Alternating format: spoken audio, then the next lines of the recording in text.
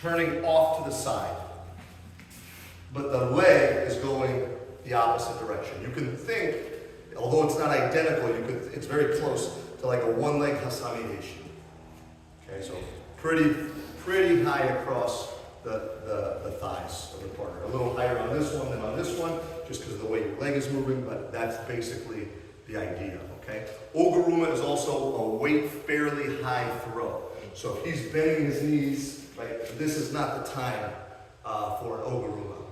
Okay? But if he's kind of clinching me, coming up to get me, legs are light, that's a great time for an oguruma. So positionally, I may be closer to the territory of like a taiotoshi, but the weight, or even hasami geshi, but the weight is fairly high. Okay, yes? When I was stepping in with Mr. Sanfilippo, I was stepping way over to here with my entry foot. Yeah. Is that correct, or should we be stepping more here? There's the second foot. The first foot coming in, I was stepping way out to the outside and then swinging.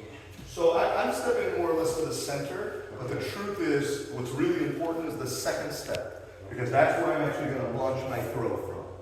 Okay, so for example, if I do something like this, right, and now I can't quite get there, that doesn't work well. If me stepping super close to his foot is going to lead to me being over here, then I need to know that about myself. You want to have that where I kind of just step anywhere that's kind of inside fighting range, and I know where this leg needs to be, because that's really the most important thing. Okay? So we step in, we push in, we pull him high and forward. I want you to think that you're pulling his weight right onto both of his toes. But because you end up over here, he ends up maybe 60% on this leg. It's more because he's attached to me. Just grab me, please.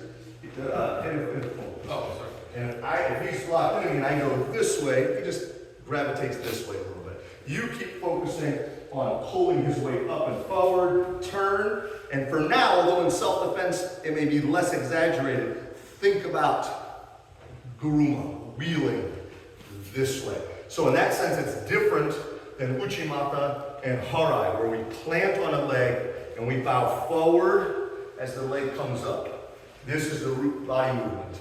Here you'll be a little bit more upright and execute that way.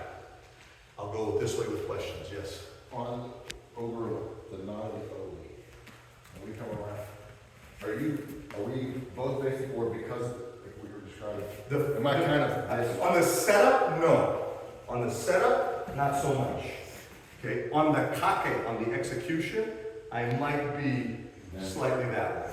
Okay. So I might be wheeling my shoulders this way. How much of that I actually get done before he goes? Then once he breaks, I go to kind of recovery and stability mode. We're both facing the same. Yes, you'll be on a slightly more forward line. Okay. So if his toes are on that line, right, I'm not going to be exactly here. I'll probably be more this way. But as far as you're concerned, you're pretty much like one of these. You know, you're pretty close to side by side. If I was here and he came at me, boom, O Guruma, might be a perfect technique if the weight was relatively high and coming toward you.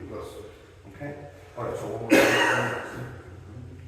So step, big, pull forward. Put them on both toes. Step, turn, and whip it right across his thighs. Only insofar that I'm separating him, but I don't feel that same emphasis on pulling here, separating, that punch forward definitely doesn't exist in Oguruma. Everything is about pulling him, you know, the corner of his body to the corner of my body. Okay. In Taiotoshi, I want to put weight on that leg. So as I turn and separate, I kind of enforce that he stays over there. I will let this go so that he's right on me. Okay, yes? With the foot that's not whipping out, you want the toes just straight the entire time? Straight. If it's a little this way, that's okay. I mean, don't go crazy here. Certainly don't go this way. But straight, if as you're rotating, there's a little natural turn of the foot, I don't think about turning my foot. I just think about here, and then boom. As I rotate my shoulders, a little pivot happens, fine, but I don't think you're going to find that happening too often, to be honest. Is the right leg No, I don't really think about hooking at all. I think about, I'm gonna use the word slamming, okay, but his weight is high, so although it's a good contact, it shouldn't feel like his weight is down and he's just being struck across the thighs. Because his weight is so high, he goes over. But my thigh, let's say this leg was a tiny bit closer, my thigh bone will stop, but my bent, I might even almost like wrap around. But it's not because I'm coming in with a bent leg, it's just that my upper leg stops, and then my lower leg has that, all that momentum, and that happens. If he's a little wider, then that might not happen to the same degree. But when this one stops and this one, because this one will connect like a fraction of a second earlier because of the proximity.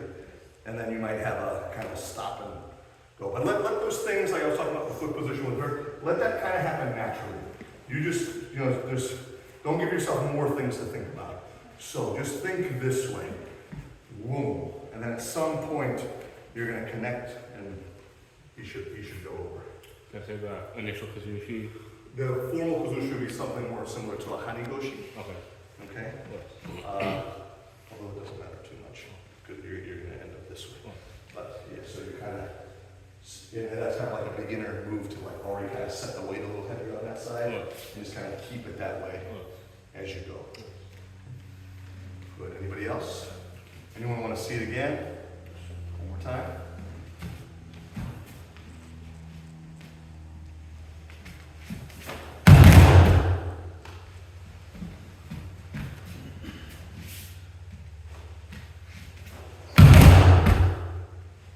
Push.